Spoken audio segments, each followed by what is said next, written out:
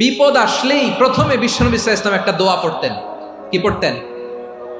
তিনি পড়তেন ইন্না লিল্লাহি ওয়া ইন্না ইলাইহি রাজিউন। নিশ্চয় আমরা আল্লাহর জন্য, নিশ্চয় আমরা কার দিকে ফিরবো ভাই? আবার কার দিকে ফিরবো?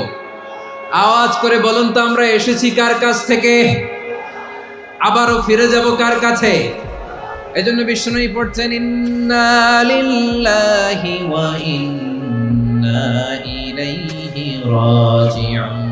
নিশ্চয় আল্লাহর জন্য, ওই আল্লাহর দিকেই আমরা ফিরে যাব।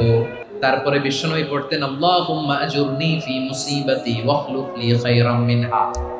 একসাথে প্রথমে পড়তেন ইন্না লিল্লাহি ওয়া ইন্না ইলাইহি রাজিউন, তারপর পড়তেন আল্লাহুম্মা আজুরনি ফি মুসিবাতি ওয়াখলুফ লি খায়রাম মিনহা। মানে আল্লাহ, এই যে আমি বিপদে ধৈর্য ধারণ করলাম, এটার সব তুমি আমারে দাও, আর যেটা হারালাম এর চেয়ে ভালো কিছু দিয়ে মেকআপ করে দিও, ভালো কিছু দিয়ে বদল করে দিও। সুবহানাল্লাহ পড়েন।